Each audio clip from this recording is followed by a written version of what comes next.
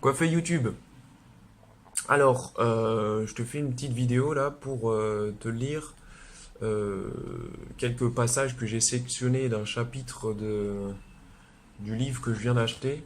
Euh, c'est un, c'est plusieurs chapitres de Arthur Schopenhauer, hein, donc un philosophe allemand. Pourquoi bon, déjà je te dis le titre, c'est L'art d'avoir toujours raison. Sauf que ce que je vais te lire n'a rien à voir avec ça. D'accord? Euh, Ce que je vais te lire, c'est par rapport à la lecture, au lecteur, à la littérature. C'est une réflexion sur ça, sur ce sujet, sur ce domaine. Et je trouvais intéressant de te la faire partager parce que c'est un son de cloche différent. C'est quelque chose qu'on n'a pas l'habitude d'entendre. Et, euh, et je trouve ça plutôt intéressant. Alors j'essaie de te faire une introduction concise et précise à la fois, dont je tente de le faire pour que si le sujet t'intéresse, tu puisses rester et dans le cas contraire, que tu t'en ailles, quoi. Parce que là, je vais te lire quand même, ça va durer peut-être une bonne 20 minutes vu mes talents de lecteur, euh, en sachant que ma lecture sera sûrement discontinue, je vais bégayer, je vais me perdre. Bon, on va essayer de faire de son mieux quand même pour que ce soit quand même agréable à entendre, mais bon, je ne promets rien. Mais voilà, donc c'est pour ça que j'essaie de faire une intro assez rapide, mais assez ouais, complète. Voilà. Sur ce, je te fais la lecture et sûrement je dirai quelques mots à la fin de la lecture. Donc la lecture et les livres. Donc de Arthur Schopenhauer. Donc, l'ignorance ne dégrade l'homme que lorsqu'on la trouve accompagnée de la richesse. Le pauvre est accablé sous sa détresse, son travail prend la place du savoir et occupe ses pensées. Par contre, les riches qui sont ignorants vivent uniquement pour leur plaisir et ressemblent aux bêtes. On constate cela chaque jour. Il faut en outre leur reprocher de ne pas employer leur richesse et leur loisir à ce qui donne à ceux-ci leur plus grande valeur. Quand nous lisons, un autre pense pour nous. Nous répétons simplement son processus mental. C'est de la même manière que l'enfant qui apprend à écrire suit avec la plume les traits indiqués au crayon par le maître. Donc, quand nous lisons, le travail de la pensée nous est épargné pour la plus grande partie. De là notre soulagement sensible quand, après avoir été occupés par nos propres pensées, nous passons à la lecture. Mais, pendant que nous lisons, notre tête n'est à vrai dire que le champ clos de pensées étrangères. Il advient de là que celui qui lit beaucoup et presque toute la journée, mais qui se livre dans l'intervalle à des passe-temps exclusifs de toute réflexion, peu à peu, perd peu à peu la faculté de penser par lui-même. Comme un homme qui est toujours à cheval finit par désapprendre la marche. Or, tel est le cas d'un très grand nombre d'hommes instruits. Ils ont lu jusqu'à s'abêtir. Une lecture constante, immédiatement reprise à chaque moment de liberté, paralyse en effet plus encore l'esprit qu'un travail manuel incessant. Celui-ci au moins permet de se livrer à ses propres pensées. De même qu'un ressort finit par perdre son élasticité par suite de la pression continuelle d'un corps étranger, ainsi l'esprit perd la sienne par suite de l'imposition constante de pensées étrangères. Et de même qu'un excès de nourriture gâte l'estomac et nuit à l'organisme tout entier, on peut aussi par excès de nourriture intellectuelle surcharger et étouffer l'esprit. Car plus on lit, et moins ce qu'on a lu laisse de traces dans l'esprit. Celui-ci devient comme une tablette chargée pêle-mêle d'écriture. Ainsi on n'arrive pas à ruminer, mais ce n'est qu'en ruminant qu'on s'assimile ce qu'on a lu. Si on lit continuellement, sans plus y songer par la suite, les choses lues ne prennent pas racine et sont en partie perdues. Il en est d'ailleurs de la nourriture intellectuelle comme de la nourriture matérielle. La 50e partie à peine de ce que l'on absorbe est assimilée. Le reste s'en va par évaporation, respiration, etc. De tout ceci, il résulte que les pensées déposées sur le papier ne sont rien de plus que la trace d'un piéton sur le sable. On voit bien la route qu'il a prise, mais pour savoir ce qu'il a vu sur la route, on doit se servir de ses propres yeux. Nous ne pouvons acquérir par la lecture des écrivains aucune des qualités qu'ils possèdent. Par exemple, La force de persuasion, richesse d'image, don des comparaisons, hardiesse ou amertume, brièveté, grâce, légèreté d'expression ou esprit, contraste surprenant, laconisme, naïveté, etc. Mais si nous sommes déjà doués de ces qualités, c'est-à-dire si nous les possédons potentia, nous pouvons par là les faire éclore en nous, les amener à la conscience. Nous pouvons voir quels usages il est possible d'en faire. Nous pouvons être fortifiés dans l'inclination à nous en servir, même dans le courage de le faire. Nous pouvons juger par des exemples l'effet de leur emploi et apprendre ainsi l'usage exact de celui-ci. Après quoi seulement nous possédons ces qualités aussi actu. Ceci est donc l'unique manière dont la lecture forme à écrire, en nous enseignant l'usage que nous pouvons faire de nos propres dons naturels, mais toujours en présupposant l'existence de ceux-ci. Sans ces dons, par contre, nous n'assimilons pas la lecture d'une forme froide, nous assimilons pas la lecture qu'une forme froide et morte et devenons de plats imitateurs. La police sanitaire devrait, dans l'intérêt des yeux, veiller à ce que la petitesse de l'impression eût un minimum fixé qui ne puisse être dépassé. Quand j'étais à Venise, en 1818, époque à laquelle on fabriquait encore les véritables chaînes vénitiennes, un orfèvre me dit que ceux qui faisaient l'acatena fina devenaient aveugles à 30 ans. De même que les couches de la terre conservent par rangées les êtres vivants des époques passées, ainsi les rayons des bibliothèques conservent par rangées les erreurs passées et leurs exposés. Celles-ci, comme des êtres vivants, étaient très vivaces à leur époque et faisaient beaucoup de bruit, mais maintenant, les voilà raidis et pétrifiés, et le paléontologiste littéraire seul les regarde. À en croire Hérodote, Xerxès pleura à la vue de son innombrable armée, en songeant que tous ces hommes il n'en resterait pas un seul vivant dans 100 ans. Qui ne pleurerait aussi à la vue de l'épais catalogue de la foire de Leipzig, en songeant que, de tous ces livres, il n'en resterait pas un seul vivant, même dans 10 ans. Il n'en est pas autrement en littérature que dans la vie. De quelque côté qu'on se tourne, on se heurte aussitôt à l'incorrigible populace de l'humanité. Elle existe partout, par légion, remplissant tout, salissant tout comme les mouches en été. De la quantité innombrable de mauvais livres, cet ivret parasite de la littérature, qui enlève sa nourriture au froment et l'étouffe. Il accapare le temps, l'argent et l'attention du public, qu'il appartient de droit aux bons livres et à leur noble destination, tandis qu'eux ne sont écrits qu'en vue de grossir la bourse ou de procurer des places. Ils ne sont donc pas seulement inutiles, ils sont positivement nuisibles. Les 9/10 de toute notre littérature actuelle ne tend qu'à faire sortir quelques tellers de la poche du public. Auteurs, éditeurs et critiques ont fait un pacte sérieux à ce sujet. Un tour plus habile et pire, mais plus profitable, c'est celui-ci.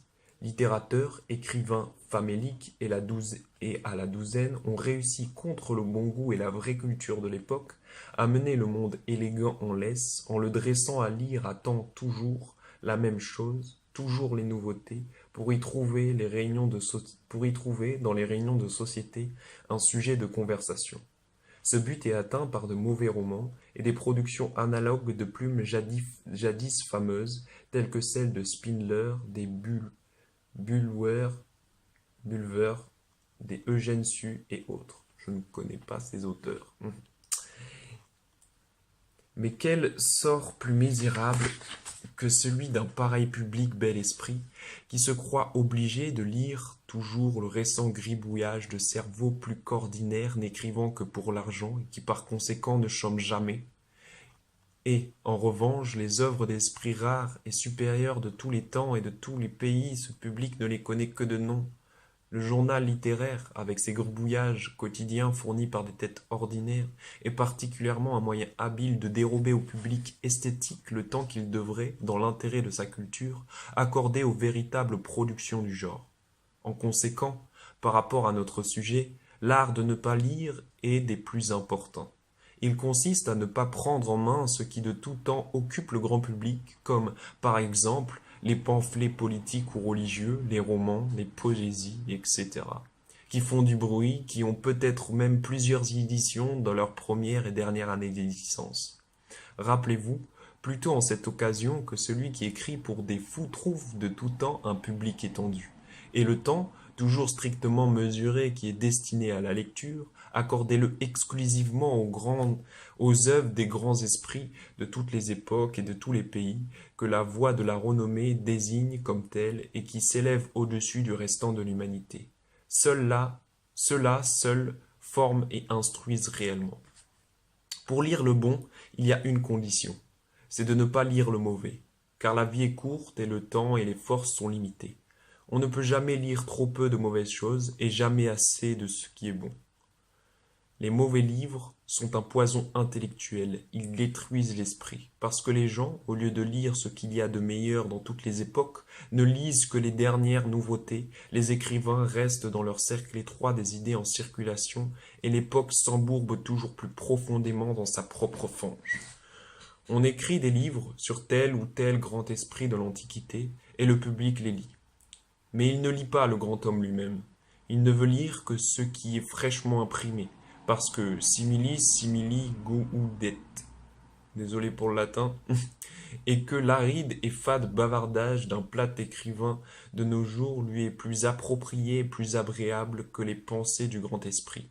Pour ma part, je remercie le destin de m'avoir fait connaître, dès ma jeunesse, cette belle recommandation d'Auguste Wilhelm Schlegel, qui a été depuis mon étoile polaire.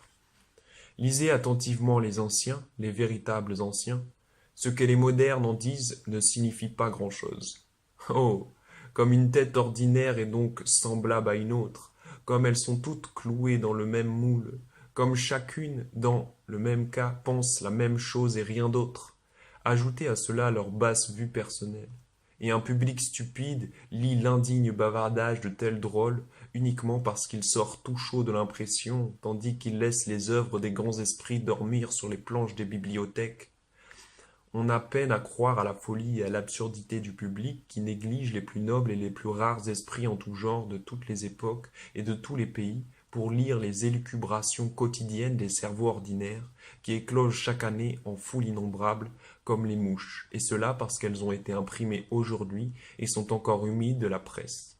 Il vaudrait mieux que ces productions restassent là abandonnées et méprisées dès le jour de leur naissance, comme elles le seront au bout de quelques années, et ensuite pour toujours, désormais simple matière à rire des époques passées et de leurs sottises. Il y a en tout temps deux littératures qui marchent d'une façon assez indépendante l'une de l'autre. Une littérature réelle et une littérature purement apparente. La première se développe en littérature durable, cultivée par des gens qui vivent pour la science ou pour la poésie. Elle va d'un pas sérieux et tranquille, mais excessivement lent. Elle produit par siècle, en Europe, à peine une douzaine d'œuvres, mais qui restent. L'autre, cultivée par des gens qui vivent de la science ou de la poésie, va au galop à travers le bruit et les cris de ceux qui la pratiquent et débite chaque année des milliers d'œuvres sur le marché. Mais au bout de quelques années, on demande où sont-elles? Qu'est devenue leur renommée si rapide et si bruyante? Aussi peut-on qualifier cette dernière littérature de passagère et l'autre de permanente. Un demi-siècle dans l'histoire du monde est toujours quelque chose de considérable. En effet, la matière de cette histoire ne cesse de se succéder vu qu'il se passe toujours quelque chose. Dans l'histoire de la littérature, au contraire, ce même laps de temps souvent ne compte pas.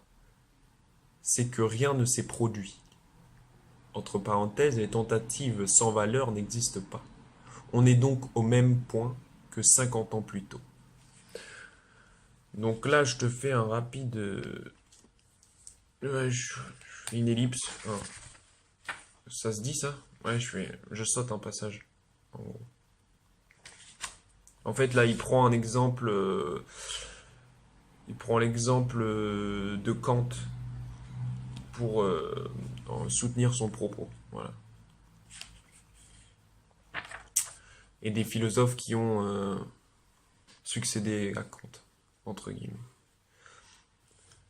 Alors, je désirais voir quelqu'un écrire un jour une histoire tragique de la littérature où il montrerait comment les diverses nations ont traité pendant leur vie les grands écrivains et les grands artistes qui sont leur suprême orgueil, où il déroulerait devant nos yeux cette lutte sans fin que les œuvres bonnes et vraies de tous les temps et de tous les pays ont eu à soutenir contre les œuvres mauvaises et fausses de l'ordre du jour, où il décrirait le martyre de presque tous les véritables éclaireurs de l'humanité, de presque tous les grands maîtres en chaque genre et en chaque art, où il exposerait comme, à peu d'exceptions, ils se sont torturés dans la pauvreté et la misère, sans avoir été appréciés ni aimés, sans avoir laissé de disciples, tandis que gloire, honneur et richesse étaient le partage des indignes. Ils ont eu le sort d'Ésaü, qui, tandis qu'il chassait pour rapporter du gibier à son père, se vit voler au logis par Jacob, revêtu de ses propres vêtements, la bénédiction de celui-là. Mais comme, malgré tout, l'amour de leur tâche soutenait ces éducateurs du genre humain, jusqu'au terme de leur lutte pénible, le laurier de l'immortalité devint leur lot, et l'heure sonna où l'on put dire d'eux aussi. La lourde cuirasse se change en un vêtement léger, courte est la douleur, éternelle est la joie. Demander que quelqu'un retienne tout ce qu'il a lu, c'est demander qu'il conserve en lui tout ce qu'il a pu manger. Il a vécu physiquement de cette nourriture, intellectuellement de cette lecture, et est devenu par là ce qu'il est. Mais de même que le corps s'assimile ce qui lui est homogène, chacun retiendra ce qui l'intéresse, c'est-à-dire ce qui convient à son système d'idées ou à ses vues. Des vues, chacun en a, mais quelque chose qui ressemble à un système d'idées, bien peu de gens le possèdent. Aussi ne prennent-ils à rien un intérêt objectif, et voilà pourquoi il ne leur reste rien de leur lecture, ils n'en retiennent rien. Ce serait bien d'acheter des livres si l'on pouvait acheter le temps de ces... Ce serait bien d'acheter des livres si l'on pouvait acheter le temps de les lire. Mais on confond le plus souvent l'achat des livres avec l'appropriation de leur contenu. Repetitio est mater studiorum. Traduction s'il vous plaît.